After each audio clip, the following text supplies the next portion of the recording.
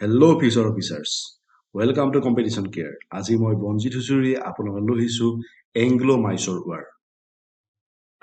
এতিয়া চাওক এংগ্লো মাইচৰৰ বিষয়ে। Anglo Mysore war were series of 4 military confrontation between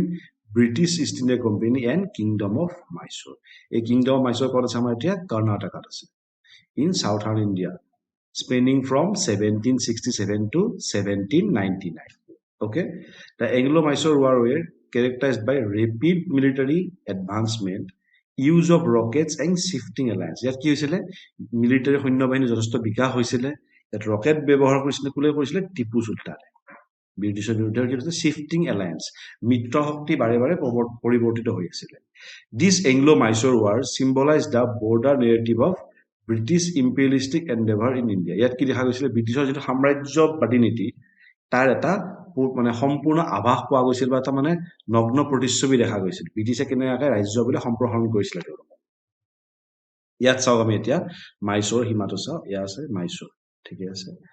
এয়া সম্পূৰ্ণ মাইচৰখন আছে মাইচৰে কাৰ লগত শ্বেয়াৰ কৰিছে সীমা ট্ৰেবাংকৰ লগত ট্ৰেবাংকৰ কি হয় এখন ব্ৰিটিছৰ আশ্ৰিত ৰাজ্য হয় ছাবচিডাৰী এলায়েন্সত থকা এইটো হৈছে কি ইয়াতে মাদ্ৰাজ ব্ৰিটিছৰ য'ত হেডকোৱাৰ্টাৰ এটা আছে ব্ৰিটিছ হেডকোৱাৰ্টাৰ ক'ত আছিল মাদ্ৰাজ আছিলে বোম্বাই আছিলে আৰু কলকাতা ঠিকে আছে আৰু ইয়াত চাওক নিজাম মাইচৰে কাৰ লগত টেৰিটৰী শ্বেয়াৰ কৰি আছে নিজামৰ লগত আৰু ইয়াত কাৰ লগত আছে চাওক একদম পেছোৱা মাৰাঠাৰ লগত কৰি আছে ইয়াত ৱাৰ জইণ্ট ঠিকে আছে আৰু এইখিনি পৰ্তুগীজৰ লগতো তেওঁলোকে শ্বেয়াৰ কৰি আছে তো মাইচৰে এইফালে পৰ্তুগীজ থাকিল তাৰপিছতে ইয়াত মাৰাঠা থাকিল ইয়াতে নিজাম থাকিল ইয়াত ব্ৰিটিছ থাকিল ইয়াতে ট্ৰেভাংকৰ থাকিল সকলোৰে লগতে তেওঁলোকে কি কৰিছিলে সীমা শ্বেয়াৰ কৰি আছিলে এতিয়া চাওক কি ৰিজনসমূহ কি আছিলে expansionist tendencies. Both Kingdom of Mysore under Hyder Ali and British were pursuing expansionist policies, inevitably leading to conflict due to the overlapping interest. মানে কি হৈছিল চাব হাইডৰ আলী আৰু ব্ৰিটিছ দুটা কি কৰিছিলে তেওঁলোক দুয়োৰে এক্সপানশ্যন বিচাৰিলে সীমাৰ তো কি এটা ইনএভিটেবল কণ্ডিশ্যন আহি গৈছিলে য'ত তেওঁলোকৰ মাজত কাজিয়া হৈ গৈছিলে আৰু কি আছিল ইকনমিক কনফ্লিক্ট কি আছিলে দুটা পাৰ্টিৰ টাৰ্গেট কি আছিলে কি ট্ৰেড ৰুটবিলাক যেতিয়ালৈকে নতুন নতুন জেগা দখল কৰিব তেতিয়া কিবা নতুন নতুন ট্ৰেড চেণ্টাৰসমূহ পায় নতুন হাৰ্বৰসমূহ পায় আৰু সেইবিলাক দখল কৰিবলৈ কি আৰু ইকনমিক ডমিনেন্স আৰু নিজৰ অৰ্থনৈতিক আধিপত্য স্থাপন কৰিবলৈকে দুটা পক্ষই যুদ্ধত অৱতীৰ্ণ হোৱা কাৰণসমূহ আছিল এতিয়া ৰিচোৰ্চ আৰু চাব মাইচৰ এখন কি আছিলে ৰিচ আছিলে মাইচৰ ৰিচোৰ্চ ৰিচ আছিলে আৰু যেতিয়া ব্ৰিটিছক বহুত পৰিমাণ লোভিত কৰিছিলে যে মাইচৰৰ যিবিলাক এছেটছ আছে সেইবিলাক দখল কৰিবলৈকে ফ্ৰেঞ্চ ইনভলভমেণ্ট চাওক হা ব্ৰিটিছ আৰু ফ্ৰান্সৰ মাজত অলৰেডি ধৰি যুদ্ধ চলি আছিলে আমি দেখিছিলোঁ after the third Carnatic war ফ্ৰান্সবিলাক পৰাজিত হৈছিলে কিন্তু যেতিয়া নেপলিয়নৰ উত্থানৰ লগে লগে ফ্ৰান্সে আকৌ ঠন ধৰি আহিছিলে তেওঁলোকে ভাবিছিলে যে ভাৰত তেওঁলোকে আকৌ খোপনি পুতিব আৰু তাৰ কাৰণে কি কৰিছে তেওঁলোকে বিশেষকৈ মাইচৰৰ লগত তেওঁলোকে যোগাযোগ স্থাপন কৰিছিলে যদি আমি চাব যাওঁ টিপু চুলতান কি হৈছিলে আমাৰ যিজন টিপু চুলতান আছে তেওঁ জেকবিন ক্লাবৰ সভ্য হৈছিলে জেকবিন ক্লাব ক'ত আছিলে ফ্ৰান্সৰ যিটো ফ্ৰেঞ্চ ৰিভলিউশ্যন আছিলে তাৰ অন্যতম গ্ৰুপ আছিল জেকবিন ক্লাব তো টিপুৱে এটা নাম লৈছিলে কি লৈছিলে চিটিজেন টিপু চিটিজেন টিপি বুলি লৈ টিপুৱে নিজকে ফৰাচী নাগৰিক হিচাপে প্ৰতিষ্ঠিত কৰিবলৈ চেষ্টা কৰিছিলে তো যেতিয়া ফ্ৰান্সৰ প্ৰতি টিপুৰ ইমান দৰদ আছিলে আৰু টিপুৱে নেপলিয়ন চিঠি লিখিছিলে যে নেপলিয়নে ভাৰত আক্ৰমণ কৰক য'ত টিপুৱে সহায় কৰিব তো ব্ৰিটিছৰ কাৰণে বৰ ডাঙৰ ইছ্যু হৈছিল যে ফ্ৰান্সৰ ইনভলভমেণ্ট কাৰণ ফ্ৰান্স কি আছিলে ব্ৰিটিছৰ চিৰশত্ৰু আছিলে religious policies of Tipu Sultan. He promoted Islam within his dominion, which sometimes lead to dissatisfaction among his Hindu subjects. তো টিপুৱে কি কৰিছিলে ইছলাম ধৰ্ম প্ৰাধান্য দিছিলে আৰু সেইটোৱে কি কৰিছিল হিন্দু যিখিনি প্ৰজা আছিলে তেওঁলোকক কি কৰিছে অসন্তুষ্টি দিছিলে যাৰ ফলত তেওঁলোকক কমপ্লেইন কৰি গৈ মাৰাঠাক কৰিছিলে এই চেলুলৈ মাৰাঠাই বাৰে বাৰে টিপু আক্ৰমণ কৰিছে টিপু এখন মুছলিম ৰাজ্য বুলি টিপুক আক্ৰমণ কৰিছিলে British leveraged any discontent among Hindu as propaganda. Okay, ব্ৰিটিছে যিকোনো নিজৰ প্ৰপাগাণ্ডা বনাইছিলে থ্ৰেট টু মাদ্ৰাছ য়েছ এইটোতো অন্যতম কাৰণ আছিলে আমি ইয়াতে চাই আহিছোঁ চাওক ইয়াতে এই মাইচৰ লগত কি আছিলে এই মাদ্ৰাছখন আছিলে এই মাদ্ৰাছখন কি আছিলে মাইচৰ যিকোনো সময়ত মাদ্ৰাছ দখল কৰিব পাৰিছিলে মাদ্ৰাছ কি আছিলে ব্ৰিটিছৰ এটা অন্যতম হেডকোৱাৰ্টাৰ ইয়াত কি আছিলে ফৰ্ট চেণ্ট জৰ্জ আছিলে ঠিকে আছিলে যদি মাদ্ৰাছখন টিপুৱে লৈ লয় বা মাইচৰে লৈ লয় ব্ৰিটিছৰ কাৰণে এটা চৰম মানে ক্ষতি হ'লে হয় সেইকাৰণে মাইচৰৰ ওপৰত ডমিনিয়ন স্থাপন কৰাটো ব্ৰিটিছৰ এটা অন্যতম লক্ষ্য আছিলে তাৰ টাৰ্গেটটো কি আছিলে মাদ্ৰাজক ৰক্ষা কৰি থকা কাৰণ মাদ্ৰাজ গুচি গ'লে কি হ'ব এইফালে নিজাম গুচি যাব ট্ৰাভাংকল গুচি যাব চাউথ ইণ্ডিয়াখন ব্ৰিটিছৰ পৰা ওলাই যাব এতিয়া চাওক ফাৰ্ষ্ট এংলো মাইচৰ ৱাৰ কি আছিলে ব্ৰিটিছৰ কনফিডেন্স আছিলে ব্ৰিটিছে ক'ত যুদ্ধ জিকিছিলে পলাচী যুদ্ধ জিকি চাওক প্ৰথম এংলো মাইচৰ হৈছে 1767 চনত তাৰ আগত কি হৈছে battle of Plassey and battle of Buxar দুখন যুদ্ধই ব্ৰিটিছে জিকিছে তো ব্ৰিটিছৰ এটা কি আছিলে তাৰ নিজৰ ওপৰত মানে কৈছে ন অহংকাৰ সেইটো আত্মবিশ্বাস আছিলে যে আমি মাইচৰ ওপৰত জিকিবই পাম আমাৰ মিলিটাৰী পাৱাৰ ইমান শক্তিশালী যে আমি মাইচৰক এনেই হৰুৱাম বিকজ অলৰেডি আমি বেংগল দখল কৰিছিলোঁ এতিয়া চাব treaty with Nizam in 1766 British secured alliance with Nizam of Hyderabad agreeing to protect him from Hyder Ali in exchange to control over northern Sikar region. কি কৰিছিলে হায়দৰাবাদৰ নিজামৰ চুক্তি কৰিছিলে যে আমি আপোনাক হায়দৰ আলীৰ বিৰুদ্ধে সামৰিক সাহায্য দিম আৰু প্ৰটেকশ্যন দিম আপুনি আমাৰ লগত চুক্তি কৰিব লাগিব আৰু তাৰ বিনিময়ত কি লৈছিলে তেওঁৰ পৰা নৰ্থাৰ্ণ চিৰকাছ ক'ত আছে কৃষ্ণা আৰু মহানদীৰ মাজৰ এৰিয়া ফৰ কৃষ্ণা এইটো নৰ্থ ক'ত পৰে কৃষ্ণা এণ্ড মহানদীৰ মাজত পৰে এইটো মহানদীৰ বিটুইনৰ এৰিয়াটো এই এৰিয়াটো কি লৈছিলে ব্ৰিটিছে লৈ লৈছিলে কৰ পৰা নিজামৰ পৰা এতিয়া চাব হায়দৰ আলী চেলেঞ্জ চাব হা Hyder Ali faced multiple challenges including territorial disputes with Nawab of Arcot and strained relation Maratha তো আৰ্কটৰ নবাবৰ লগত এনেই তেওঁৰ কাজিয়া হৈ আছিলে আৰু ক'লে হৈছে মাৰাঠাৰ লগত তেওঁৰ খুব শত্ৰুতা আছিল মাৰাঠাৰ লগত কি আছিলে হায়দৰ আলীৰ শত্ৰুতা বহুত আছিলে মাৰাঠাই বাৰে বাৰে হায়দৰক আক্ৰমণ কৰিছিলে এতিয়া চাব changing alliances during first Anglo Mysore war কি আছিলে শিফটিং লয়েলিটিজ ইনিচিয়েলি চাব কোন পাৰ্টি হৈছিলে Nizam plus Maratha plus the English প্ৰথমতে কোন হ'ল নিজাম হ'ল মাৰাঠা হ'ল ব্ৰিটিছ হ'ল কাৰ এগেইনষ্টত হায়দৰ এগেইনষ্টত এতিয়া কি হ'ব চাব হায়দৰ ডিপ্ল'মেচি চাব হা Hyder effectively neutralize the Maratha by offering them financial incentive তো হায়দৰে কি কৰিলে যিটো এনেকুৱা গ্ৰুপ আছিলে British plus Maratha plus Nizam BMN against কাৰ আছিলে হায়দৰ তো মাৰাঠা কি দিলে মানি নিজামক কি দিলে টেৰিটৰি হয় Nizam share in common conquer territories তো কি কৰিলে মাৰাঠাক গুচাই দিলে নিজামক গুচাই দিলে তো কোন থাকি গ'ল ডাইৰেক্টলি ব্ৰিটিছ ভাইডে ভাৰ্চেছ হায়দৰ তো কি কৰিলে strategic attack with the support of Nizam Hyder Ali launch attack on Nawab of Arcot তো হায়দৰে নবাবৰ লগত যুদ্ধ কৰিলে আৰু হায়দৰে কি কৈছিল চাব কোৰ্চ চাব এতিয়া the conflict persisted for 18 months without decisive result. Hyder's strategic shift unexpectedly approached the gates of Madras. This move caused panic in Madras. কি কৰিছিলে হায়দৰ ঘপককৈ গৈ মাদ্ৰাজ পাইছিলে কাৰণ মাইচৰ ওচৰত কি মাদ্ৰাজখন আছিলে হায়দৰ গৈ কি বোলে মাদ্ৰাজৰ উপকণ্ঠত হাজিৰ হ'ল তো ব্ৰিটিছে ভয় খালে আৰু ব্ৰিটিছে ক'লে কি আমি চুক্তি কৰিব বিচাৰিলোঁ আৰু হায়দৰে কি কৰিলে এখন চুক্তি কৰিলে চুক্তিখনক কি বুলি কয় ট্ৰিটি অফ মাদ্ৰাজ এইখন কি আছিলে ডিফেন্সিভ চুক্তি আছিলে এই চুক্তিখন চাওঁ এতিয়া কি দেখিলো আমি ফাৰ্ষ্ট এংলো মাৰাঠা ৱাৰ হ'ল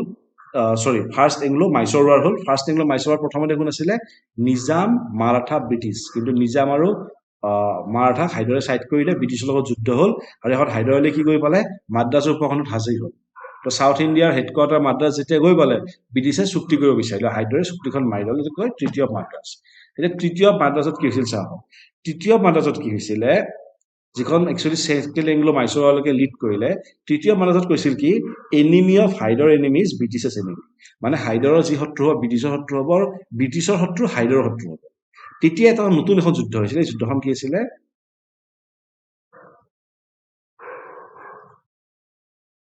মাৰাঠা মাইচৰ ৱাৰ এখন নতুন যুদ্ধ হ'ল তাতে কি হ'ল মাৰাঠা মাইচৰ ৱাৰ কি হ'ল আমি অলৰেডি মানে যেতিয়া মাৰাঠা বিলাকৰ বিষয়ে হেৰি কৰিছিলো মাৰাঠাত চাব মাৰাঠা বিলাকৰ এজন পেছোৱা আছিলে তেওঁৰ নাম আছিলে মাধৱৰাও ওৱান পেছোৱা মাধৱৰাও ওৱানে যেতিয়া দেখিলে যে যেতিয়া ফাৰ্ষ্ট এংলো মাইচৰ ৱাৰত হায়দৰে ইমান পাৱাৰ দেখালে তো মাধৱৰাও ওৱানে কি কৰিলে কাক এটেক কৰিলে হায়দৰ আলীক এটেক কৰিলে তো হায়দৰ আলী কি কৰিলে যেতিয়া মাৰাঠাই আক্ৰমণ কৰিলে হায়দৰ আলীয়ে কাৰোবাৰ প্ৰটেকশ্যন বিচাৰিলে ব্ৰিটিছৰ পৰা ব্ৰিটিছে কি কৰিলে British never gave him any help ব্ৰিটিছে কি কৰিলে হায়দৰ আলীক ছাইড কৰি দিলে তো হায়দৰ আলী গাত লাগিলে আৰু চুক্তি কি আছিল তৃতীয় মাদ্ৰাজত কি আছিল যে হায়দৰৰ শত্ৰু ব্ৰিটিছৰ শত্ৰু আৰু ব্ৰিটিছৰ শত্ৰু হায়দৰৰ শত্ৰু তো হায়দৰক কোনোবাই আক্ৰমণ কৰি ব্ৰিটিছক সহায় কৰিব লাগিছিলে কিন্তু যেতিয়া মাৰাঠাই আক্ৰমণ কৰিলে হায়দৰক ব্ৰিটিছে সহায় নকৰিলে আৰু সেইটো কি হ'ল Hyder Ali accuse the English breaching the treaty of Madras by failing to assist him when Marathas attack okay এতিয়া চাব ৰিলায়েন্স অন ফ্ৰেঞ্চ ছাপৰ্ট যেতিয়া হায়দৰে দেখিলে যে ব্ৰিটিছৰ ওপৰত কি কৰিব নোৱাৰো ৰিলায়েন্স কৰিব নোৱাৰো ভৰসা ৰিলাই কৰিব নোৱাৰো তেওঁ কি কৰিলে তেওঁলোকে ফ্ৰান্সৰ ওচৰত গ'ল আৰু কিহৰ কাৰণে ল'লে বন্দুক ল'লে চল্ট পেটাৰ ল'লে যিটো গান পাউডাৰ বনায় আৰু লিড মানে সি ল'লে যাতে তেওঁ কামান বনাব পাৰে বন্দুক বনাব পৰা হেল্প ল'লে ফ্ৰান্সৰ পৰা আৰু ফ্ৰান্সে কি কৰিলে মুক্ত হস্তে তেওঁক হেল্প কৰিলে এতিয়া চাব impact of American War of Independence French support the American rebel against English during the okay তো যেতিয়া আমেৰিকাৰ স্বাধীনতা যুদ্ধ হৈছিলে ফ্ৰান্সে কাৰ পক্ষ দিছিলে আমেৰিকাৰ পক্ষ আৰু ফ্ৰান্সে আমেৰিকাক ইমান সহায় কৰিছিল যে ব্ৰিটিছে নিজৰ এটা আমেৰিকা কি আছিলে ব্ৰিটিছৰ কলনী আছিলে ব্ৰিটিছে নিজৰ কলনীত এৰি পলাবলগীয়া হৈছিল ইংলিছৰ কনচাৰ্ণ চাব Hyder Ali growing association with French alarm the English who viewed as a strategic threat তো হাইডাৰ আলী যেতিয়া ফ্ৰান্সৰ লগত ইমানখিনি মিত্ৰ হৈছিল এইটো ব্ৰিটিছে ভয় খাইছিল ব্ৰিটিছে যে এনেকৈ যদি ফ্ৰান্সৰ লগত মিত্ৰতা হয় কি হ'ব এটা মতে কি জানে আমাৰো আমেৰিকাৰ নিচিনা অৱস্থা হ'ব ভাৰতত এতিয়া চাব কনফ্লিক্ট অভাৰ মাহে মাহে কি আছিলে এটা পৰ্ট আছিলে ঠিকে আছিলে এই পৰ্টৰ পৰা হাইডাৰৰ বিজনেছবিলাক চলি আছিলে English attempted to seize Mahe perceiving it as an a strategic threat due to role supplying Hyder Ali কোনে কৰিছিলে ফ্ৰান্সৰ পৰা ছাপ্লাই পাই আছে হুইচ জি ৰিভিউড যে ডাইৰেক্ট প্ৰভোকেশ্যন আৰু মাহে ক'ত আছিলে মাহে আছিলে হাইডাৰ আলীৰ জুৰিডিকশ্যনৰ ভিতৰত তো কি হ'ল হাইডাৰে যুদ্ধ আৰম্ভ কৰি দিলে কাৰণ যেতিয়া ব্ৰিটিছে মাহে অৱৰোধ কৰিলে হাইডাৰে যুদ্ধ আৰম্ভ কৰি দিলে এতিয়া কোৰ্চ চাব Hyder Ali from collision with Maratha and Nizam against British হাইডাৰে কি কৰিলে মাৰাঠাৰ লগ লাগিলে আৰু ব্ৰিটিছৰ লগ লাগিলে চৰি নিজামৰ লগ লাগিলে কাৰ এগেইনষ্টত ব্ৰিটিছৰ এইবাৰ কি হৈ গ'ল Hyder plus Nizam plus Maratha against British আকৌ কি হ'ল চুক্তি আগৰবাৰ কি আছিলে চাব যে কৈ আছে বাৰে বাৰে চিফটিং এলায়েন্স বুলি চিফটিং এলায়েন্স আগতে কি আছিলে নিজাম আৰু মাৰাঠা ব্ৰিটিছৰ হাইডাৰ অকলে আছিলে এইবাৰ কি সকলো হাইডাৰত কোন হৈ গ'ল নিজাম মাৰাঠা হৈ গ'ল ব্ৰিটিছসকলে He attacked Karnataka, took over Arcot and defeated the English force by Cornwall Bailey. Cornwall Bailey কি কৰিছিলে বেটেল অফ পলিল্লো তাত কৰ্নেল বেলি আণ্ডাৰত কি কৰিছিলে প্ৰায় 2800 ব্ৰিটিছ চলজাৰ্ছক সম্পূৰ্ণ শেষ কৰি দিছিল আৰু কৰ্নেল বেলি কি কৰিছিলে এৰেষ্ট কৰি পেলাইছিল চেঞ্জিং এলায়েন্স চাব এতিয়া ব্ৰিটিছৰ কি হ'ল যেতিয়া বেটেল অফ পলিল্লোৰত কৰ্নেল বেলি হাৰি গ'ল তো ব্ৰিটিছে কাক পঠালে ছাৰ আয়াৰকুড ছাৰ আয়াৰকুড কোন আছিলে he was the hero of third Carnatic war তাততো কি হৈছিল যিটো বেটেল অফ ৱানডিৱাছ আছিলে এই ছাৰ আয়াৰকুটে কাক পৰাজিত কৰিছিলে লালি আৰু বুচিক পৰাজিত কৰিছিলে হয় নহয় এই ছাৰ আয়াৰকুটে লালি আৰু বুচিক পৰাজিত কৰিছিলে সি কি কৰিলে he manage to separate Marathas and Nizam from Hyder Ali sir তো আয়াৰকুট আহি গ'ল আয়াৰকুট আহিলে আহি কাক ছাইড কৰিলে নিজামক ছাইড কৰি দিলে আৰু মাৰাঠাক ছাইড কৰিলে because he was a very diplomatic plus তেওঁৰ কি আছিলে এজন ভাল মিলিটাৰী পাৱাৰ আছিলে এতিয়া চাব major battle Hyder faced a defeat at Porto Novo he later review defeated English capture their commander Braithwaite তো হাইডাৰ কি হ'ল পৰ্ট নভো যুদ্ধত পৰাভূত হ'ল কিন্তু পিছত তেওঁ কি কৰিলে আকৌ ব্ৰিটিছৰ এজন সেনাপতি আছিলে ব্ৰেথৱেটক পৰাভূত কৰিলে আৰু বন্দী কৰিলে এতিয়া চাব হাইডাৰ আলী ডাইড ইন 1782 হাইডাৰ আলী কি হৈছিলে কেঞ্চাৰ হৈ আছিলে কেঞ্চাৰ হৈছিলে তেওঁ ঢুকাল আৰু তেওঁ যেতিয়া ঢুকাল তেওঁ কোন আছিলে টিপু চুলতান তেওঁ কি ক'লে যুদ্ধ নিজৰ হাতত ল'লে আৰু এংলো মাইচৰ ৱাৰ চলাই থাকিলে এবছৰ যুদ্ধ কিন্তু কোনো পজিটিভ আউটকাম নহয় গতিকে কি কৰিলে ব্ৰিটিছেও ইয়াত ফেড আপ হৈ গ'ল লগতে তাত মাইচৰ ফেড আপ হৈ গ'ল আৰু কি কৰিলে পিচ ট্ৰিটি মনালে টিপু আৰু ব্ৰিটিছৰ মাজত আৰু ট্ৰিটি অফ মেংলোৰ বুলি কয় তাত কি কৰিলে দুটা পক্ষই যিমান যি হেৰুৱাইছিলে এটা এটা পক্ষক ঘূৰাই দিলে তো দেখিলো কি প্ৰথম এংলো মাইচৰ কি হ'ল মানে এখন তাৰ আউটকাম নোহোৱাকৈ শেষ হ'ল ঠিক সেইদৰে ছেকেণ্ড এংলো মাইচৰ আৰু আউটকাম নোহোৱাকৈ শেষ হ'ল কিয় আউটকাম নোহোৱাকৈ শেষ হ'ল বিকজ দুখন যুদ্ধতে কি হৈছিলে ব্ৰিটিছে টিপুক হৰুৱা বা মাইচৰ হৰুৱাব নাছিলে মাইচৰে ব্ৰিটিছক হৰুৱাব নাছিলে কিন্তু বাট এটা পজিটিভ কি হৈছিল যেতিয়া ব্ৰিটিছে গোটেই ভাৰতবৰ্ষত জিকিছিলে আপুনি চাব পিছত আমি ভিডিঅ'ত চাই যাম ব্ৰিটিছে ভাৰতীয় কোনো শক্তিৰ লগতে এনেকৈ সমান সমান যুদ্ধ দিব লগা হোৱা নাছিল মাইচৰে এনেকুৱা এটা পাৱাৰ আছিলে যোনে দুখন যুদ্ধত ব্ৰিটিছৰ লগত ষ্টেণ্ডাৰ্ড মেইনটেইন কৰি যুদ্ধ কৰি আছিলে এতিয়া চাওক থাৰ্ড এংলো মাইচৰ এতিয়া টিপুৰ চেলেঞ্জবিলাক চাব হা Tipu Sultan took issue with Travancore acquisition of Jaikottai and Cannanore from Dutch located within state of Cochin তো ত্ৰিপুৱে কি কৰিলে ট্ৰেভাংকৰ লগত কাজিয়া কৰিলে এই জাল কোটাল বুলি নামৰ জেগাটোক লৈ ঠিকে আছিলে since Cochin was a vassal state under Tipu Sultan he viewed the action of Travancore as an infringement of his sovereign rights তো কি কৰিছিলে যেতিয়া এই কোচিন ষ্টেটৰ জাল কোটাল নামৰ জেগাটো ট্ৰেভাংকাৰ দখল কৰিছিলে আৰু এই কোচিন কাৰ আণ্ডাৰত আছিলে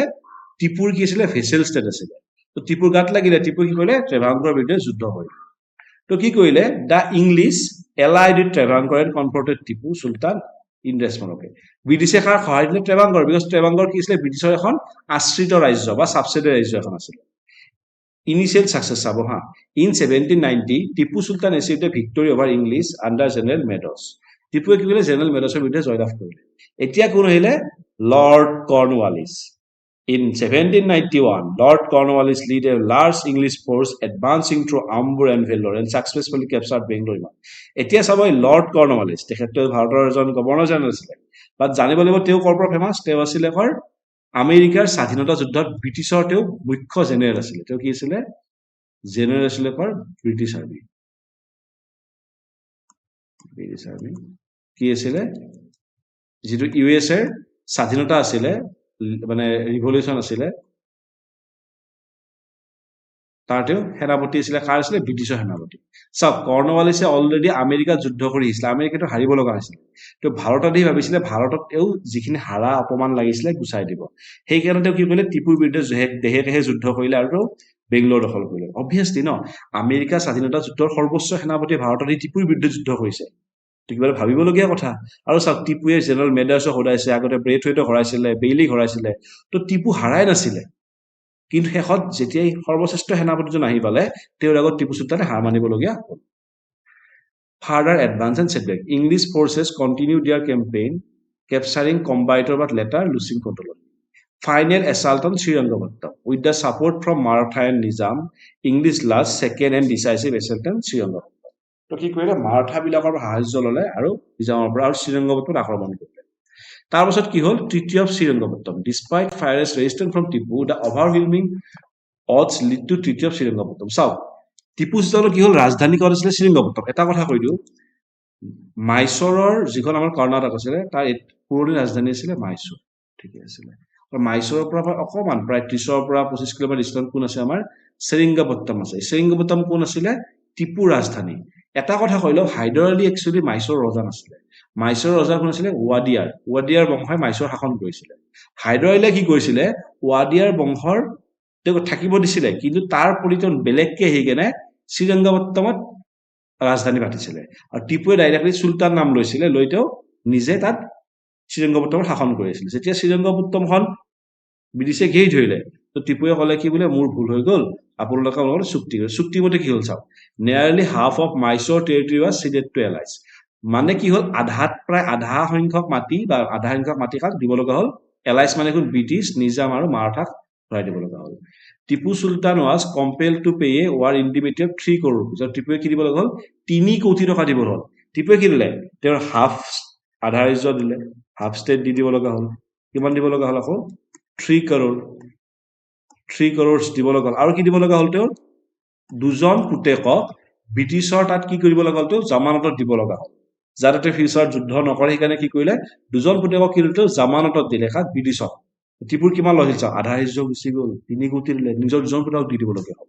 তো এইবিলাক হৈছিল কি টিপুৰ ওপৰত লগা ব্ৰিটিছ নিজাম মাৰাঠাই লগা কিছুমান মানে চুক্তি আছিল যিবিলাক চুক্তি টিপুৱে মানি লৈছিলে এতিয়া চাব আমাৰ যিটো লাষ্ট হ'ব ফ'ৰ্থ এংলো মাইচৰ আমাৰ চাব এতিয়া ফ'ৰ্থ এংলো মাইচৰত চাব বেকগ্ৰাউণ্ড চাব tension and tactics recovery effort post treaty of Srirangapatnam both English and Tipu Sultan focused on recovering from losses incurred due to the conflicts আৰু এই সময়ত কোন আহিছিলে আমাৰ গভৰ্ণৰ জেনেৰেল লৰ্ড ৱেলেছে কিহৰ কাৰণে বিখ্যাত ছাবচিডাৰী এলায়েন্সৰ কাৰণে হয় নে নহয় ছাবচিডাৰী এলায়েন্সৰ কাৰণে কি হয় লৰ্ড ৱেলেছে বিখ্যাত হয় ছাবচিডাৰী এলায়েন্স মানে আমি আগলৈ কৈ আহিছিলোঁ তাত কি হয় আপুনি ব্ৰিটিছৰ সাৰ্বভৌমত্ব মানি ল'ব লাগিব তাৰ বিনিময়ত ব্ৰিটিছে কি কৰিব আপোনাৰ ষ্টেটত এটা সৈন্য বাহিনী দিব এই সৈন্য বাহিনীটো আপোনাক প্ৰটেকশ্যন দিব ৰজাক প্ৰটেকশ্যন দিব যদি বৈদেশী আক্ৰমণ কৰে আৰু সৈন্য বাহিনীৰ ভৰণ পোষণৰ পইচা আপুনি দিব লাগিব ইন কেছ আপুনি কেছত পে' কৰিব পৰা নাই আপুনি ৰাজ্যৰ এটা খণ্ড তেওঁক দি দিব লাগিব মানে কি এটা সময়ত লাহে লাহে গোটেই ৰাজ্যখন তেওঁলোকে লৈ ল'ব সময়ৰ কথা তো এতিয়া চাব Tipu Sultan honour the terms of treaty of Srirangapatnam টিপুৱে যিটো শ্ৰীৰংগপট্টমৰ মানে ট্ৰিটি টাৰ্মছ আছিলে সন্মান জনাইছিলে আৰু তাত কি আছিলে release of his sons and held a justice তেওঁ ভাবিছিলে কি এটা সময়ত তেওঁ পুতেকসকলকো ব্ৰিটিছে মুকলি কৰি দিব ঠিকে আছে টিপুজ এক্সকেশ্যন চাব in 1796 following the death of Hindu ruler Wadiyar dynasty চাওক মই আগতে ক'লো কি আছিলে যিখন মাইচৰ আছিলে মাইচৰখন একচুৱেলি আণ্ডাৰ আছিলে হিন্দু ৰজা ৱাইডৰ আণ্ডাৰ যেতিয়া হিন্দু ৰজাজন মৰি গ'ল আৰু চাব হাইদৰ আলী নাম লৈছে তেওঁ চুলতান নাম লোৱা নাই কিন্তু টিপুৱে কি ক'লে চুলতান নাম ল'লে ৰজা নাম ল'লে Tipu Sultan chose not to crown the minor Wadiyar heir and declared himself the sultan টিপুৱে ক'লে কি এই ৱেডিয়াৰৰ সৰু ল'ৰাটোক মই ৰজা নামানো আৰু কি কৰিলে নিজকে চুলতান বনাই aiming to reverse his previous defeats and terms imposed by Treaty of Singapore. আৰু নিজকে ৰজা পাতিলে ক'লে কি আৰু তেওঁ কি কৰিছে যিখন তেওঁৰ ৰাজধানী শ্ৰীৰংগপট্টম আছিলে তাৰ দুৰ্গসমূহ নতুনকৈ বনাইছিলে তাত তেওঁ বহুত খাদ্য বস্তু ভৰাইছিলে নতুনকৈ তেওঁ কেনন চেনন বহাইছিলে যাতে যুদ্ধ কৰিব পাৰে আৰু এইবিলাক কাত গাত লাগিছিলে লৰ্ড ওয়েলেছি গাত লাগিছিলে who became the governor general in 1798 succeeding Sir Johnson আৰু চাব এইবিলাক চান্স কিয় টিপি পাইছিলে ছাৰ জনছৰৰ কাৰণে কাৰণ ছাৰ জনছৰৰ সময়ত কি আছিলে শান্তিৰ পৰিৱেশ বিৰাজ কৰিছিল যেনে ভাইসৰয় পঢ়িম চাহিম ছাৰ জনছৰে কি কৈছিলে পলিচি অফ নন ইন্টাৰভেনশন কৰিছিলে তেওঁ কৈছিলে কি যত যি যেনকাকে মানুহ মৰি থাকে মৰক আমি ব্ৰিটিছে নিজৰ কাম কৰিম খালি এইখিনি ব্ৰিটিছৰ কাৰণে শান্তিৰ সময় আছিল was concerned about Tipu's renewed tie with France and his autonomous ties. আৰু চাব টিপু কাৰ প্ৰতি ভক্ত টিপু নেপোলিয়ন কৰি থাকে টিপু এটাই কথা মই নেপোলিয়নৰ লগত থাকিম নেপোলিয়ন হওক তেওঁ আনকি ফ্ৰান্সৰ কিছুমান ডু সেভিন সোফ্ৰেন বুলি মানুহ কিছুমান মাতিও পঠিয়াইছিলে ঠিক আছে এতিয়া চাব ওয়েলেছি ষ্ট্ৰেটেজি লৰ্ড ওয়েলেছি কি strategy Wellesley aimed to diminish Tipu's autonomy either by defeating him or forcing him to subsidy alliance. Yes, হয়তো ঘৰুৱা শেষ কৰি দিম নহয় কিমান সাবসিডি কৰা সাবসিডি মানে কি তেওঁ নিজৰ সৈন্য থাকিব আমাৰ সৈন্যক প্ৰটেকশন দিব where Tipu would have to support British to financial relinquishes foreign policy আৰু যে সাবসিডি এলায়েন্স হ'ব কি হ'ব টিপুৱে কোনো বৈদেশিক শক্তিৰ লগত মানে ফ্ৰান্স হওক আমেৰিকান হওক হলেণ্ড হওক তাৰ লগত চুক্তি কৰিব নোৱাৰিব আৰু তেওঁ কি থাকিব তেওঁ ব্ৰিটিছ টুপকটোৱে সহায় কৰিব লাগিব ব্ৰিটিছৰ যুদ্ধ কৰাৰ কাৰণেই নাই তাৰ কাৰণে কিন্তু টিপুৱে কি কৰে টিপুৱে যদি সাবসিডি এলায়েন্স মানি ল'ব টিপুৱে কেতিয়াও নলয় বিকজ টিপু কি আছিলে এজন স্বাধীন চেতিয়া ৰজা আছিলে এতিয়া চাব acquisition against Tipu Wellesley accused Tipu of conspiring with Nizam and Marathas and having communication with foreign entities in Arabia, Afghanistan and Mauritius. কিন্তু এটা কথা আছিলে টিপুৱে কি কৰিছিলে ওয়েলেছি ক'লে তুমি নিজাম আৰু মাৰাঠাৰ লগত মূল শত্ৰুতা কৰিছা আৰু লগতে তুমি কি কৰিছা কিছুমান বৈদেশিক শক্তি যেনেকুৱা আৰবিয়ান আফগানিস্তান আৰু মৰিচাছত কোন আছিলে ফ্ৰান্স বিলাক আছিলে ফ্ৰান্সৰ লগত তোমালোকে যুদ্ধ ৰক্ষা কৰিছিলে আৰু সঁচাকে আফগানিস্তানৰ আমিৰৰ লগত টিপুৱে চিঠি দিয়া কৰি আছিলে তেওঁক নিমন্ত্ৰণ দিছিলে ভাৰত আক্ৰমণ কৰিবলৈ তো ওয়েলেছিৰ কিছুমান ভেলিড গ্ৰাউণ্ডো আছিলে টিপুৰ বিৰুদ্ধে যুদ্ধ ঘোষণা কৰিবলৈ এতিয়া চাব ওয়েলেছিৰ conviction Despite Tipu's attempt to defend his action and position, Wellesley remained unconvinced and prepared for a further action. তো টিপুৱে কৈছিলে কিছুমান পইণ্ট দিছিলে নিজৰ কিন্তু ওয়েলেছিয়ে ক'লে কি যি হ'ল হ'ব এইবাৰ টিপু চুলতানক মই শেষ কৰি আছোঁ তো কি ষ্টাৰ্ট হ'ল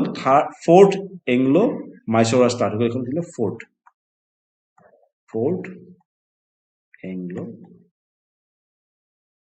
Mysore The conflict began on April 1799 and concluded the fall of Srirangapattam on May 4 প্ৰায় 20 দিনৰ ভিতৰতে টিপুৰ ৰাজধানী পতন ঘটিছিল এটা মেজৰ বেটেল আৰু পাৰ্টিচিপেটছ ব্ৰিটিছৰ কোন আছিলে জেনেৰেল ষ্টুৱাৰ্ট আৰু জেনেৰেল হেৰিছ আহিছিলে Tipu Sultan faced defeat by this two কি English general during the conflict এই দুজনতে বিশেষকৈ হৈছিলে তাৰ এজন কোন আছিল সব ফেমাছ মানুহ আৰ্থাৰ ওয়েলেছি কোন আছিলে ভায়েক আছিল কাৰ আমাৰ ভাৰতৰ governor general lord Wellesley also played a significant role in military operation. এই আৰ্থাৰ ওয়েলেছি বহুত ইম্পৰ্টেণ্ট হয় এই এংলো মাৰাঠা ৱাৰটো বহুত ইম্পৰ্টেণ্ট ৰ'ল লৈছে এংলো মাইচৰটো লৈছে আৰু তেওঁ কাক হৰাইছিলে আৰ্থাৰ ওয়েলেছি নেপোলিয়নক ক'ত হৰাইছিলে বেটেল অফ ৱাটাৰলু পৰাজিত কৰিছিল এই আৰ্থাৰ ওয়েলেছি তেওঁৰ নামে কি হ'ল শেষত ডিউক অফ ৱেলিংটন তো এই মানুহজন বহুত ফেমাছ হয় এই চাওক ওয়েলেছি ভাতৃদ্বয় নেপোলিয়নক হৰুৱা মানুহ এজনে যিনে ফিউচাৰত হৰুৱাইছিলে তেওঁ টিপুৰ লগত যুদ্ধ কৰিছিলে তো ভাবক টিপুৰ কেৰেক্টাৰ মিলিটাৰী ষ্ট্ৰেংথ কিমান ভাল আছিলে যে টিপুৱে সৰ্বশ্ৰেষ্ঠ সেনাপতি হাততে হাৰিছিলে English secure the support of Maratha and Nizam তো মাৰাঠা নিজামক ব্ৰিটিছে ক'লে যে আপোনালোক দিয় মোক বেলেগ দিব নালাগে 10,000 ঘোঁৰাটা সৈন্য আৰু টেৰিটৰিয়েল প্ৰমিছ কি কৈছিলে Maratha were promise half of Tipu's territories and as incentive for their support আৰু চাওক Nizam had already agreed to subsidy alliance with English which involve hosting British troop allying foreign policy British তো চাওক নিজাম অলৰেডি ব্ৰিটিছৰ লগত subsidy alliance আছিলে গতিকে নিজামৰ কথাই নাই কাৰণ নিজামৰ সৈন্য কি ব্ৰিটিছৰ সৈন্য তো নিজাম ডাইৰেক্ট আহি গ'ল কিন্তু মাৰাঠাবিলাকতো স্বাধীন চেতিয়া আছিলে তো মাৰাঠাক ক'লে কি আপোনাক আমাক সহায় কৰক সৈন্য দি কেনে টিপুৰ বিৰুদ্ধে যুদ্ধ কৰক আপোনাক টিপুক যিখিনি ৰাজ্য বাকী থাকিল আগতো অলৰেডি আধা ভগাই লৈছে সেইখিনি আধা মাৰাঠাক দি দিম তো এই বুলি কৈ টিপুৱে মাৰাঠাক ল'লে আৰু নিজামটো বাধ্য আছিল আহিবলৈ তো নিজাম মাৰাঠা এবাৰ কি হৈ গ'ল শেষত Tipu versus Nizam plus Maratha plus British তো ফাইনেল কলিউশ্যন বনি গ'ল এইবাৰ শিফটিং এলায়েন্সেছ নহ'ল আফটাৰমাথ চাব Tipu Sultan died valiantly during the battle of Srirangapatnam marking the end of his reign and Mysore resistant against British expansion তো কি হৈ গ'ল শেষত চতুৰ্থ ইংগ মহীশূৰ যুদ্ধ, যাক ফ'ৰ্থ এংলো মাইচুৰ ৱাৰ বুলি কয়। আৰু মাইচুৰক অসমীয়াত কি বুলি কয়? মহীশূৰ। আৰু এইটো কৰ্ণাটকত লোকেটেড আছে। এইখন কৰ্ণাটকৰ পুৰণি ৰাজধানী, এতিয়া কি আছে? বেংগলোৰ। অ'কে, তো আৰু মাইচুৰখন এখন হেৰিটেজ চিটিও হয়, ঠিকে আছে। তাত মাইচুৰ পেলেচো আছে। তো এতিয়া কথা কৈ যাওঁ। আৰু ব্ৰিটিছে কি কৰিলে? শ্ৰীৰংগপট্টনৰ যুদ্ধত টিপুক হৰুৱালে, আৰু টিপুৰ সেই যুদ্ধতে টিপুৱে নিজে যুদ্ধ কৰিছিলে, টিপুৰ মৃত্যু হ'ল, ঠিকে আছিলে। আৰু টিপুৰ হোৱাৰ লগে লগে মাইচুৰৰ যিটো ৰেজিষ্টেঞ্চ আছিলে ব্ৰিটিছৰ প্ৰতি, ধ্বংস হৈ গ'ল, ঠিকে আছিলে। এতিয়া আমি এটা বস্তু গম পালো কি, টিপু চুলতান হাইদৰ আলী, এই দুজন পিতা পুত্ৰ ভাৰতীয় ইতিহাসত ব্ৰিটিছৰ বিৰুদ্ধে যুদ্ধ কৰাৰ ভিতৰত সৰ্বোচ্চ সফলতা লাভ কৰা দুজন সেনানী। ন' ডাউট টিপু চুলতান হাৰি গ'ল। তাৰ পাছত কিন্তু ওৱেলেছে কি কৰিলে? ৰাজ্যখন লৈ নললে। এই যে পুৰণি ৱাডিয়াৰ বংশ আছিলে, ৱাডিয়াৰ বংশক কি কৰিলে? ওৱেলেছে ৰাজ্যখন উভতাই দিছিলে। আৰু প্ৰায়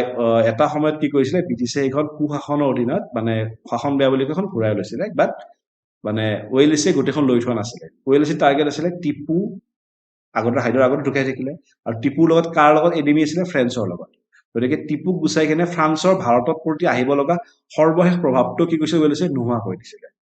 আৰু তাৰ পাছত তেওঁ কি নাম লৈছিলে? মাৰ্কি অফ ওৱেলেছি নাম লৈছিলে। আৰু ওৱেলেছিৰ সময়ত কি হৈছিলে? প্ৰায় 100খন ৰাজ্যৰ ওচৰা-ওচৰি ছাবচিডি এলায়েন্সত সোমাইছিলে। আৰু টিপুৰ নিচিনা যোনে ছাবচিডি এলায়েন্স মানা নাছিলে, তেওঁলোকক ধ্বংস কৰিব লগা হৈছিলে। ষ্টিল আমি কওঁ টিপুক আমি মাইচুৰৰ টাইগাৰ বুলি ক'ব পাৰোঁ।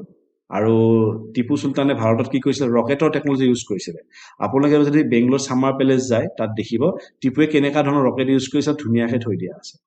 তো এইখিনি গম পালো আমি মহীশূৰৰ উত্থান আৰু পতন, ব্ৰিটিছৰ লগত তেওঁলোকে কেনেকৈ যুদ্ধ কৰিলে, দুখন যুদ্ধত তেওঁলোকে সন্মানজনক স্থিতিত বৰ্তি থাকিলে, আৰু শেষত কি হ'ল? তেওঁলোকে কিছুমান সৰ্বশ্ৰেষ্ঠ সেনাপতি যেনেকৈ কৰ্ণৱালিছ, আৰ্থাৰ ৱালিছৰ নিচিনা মানুহৰ হাতত পৰাভূত হ'বলগীয়া হ'ল। আৰু শেষত আমি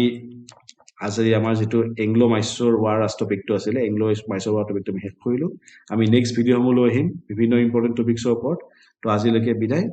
ধন্যবাদ।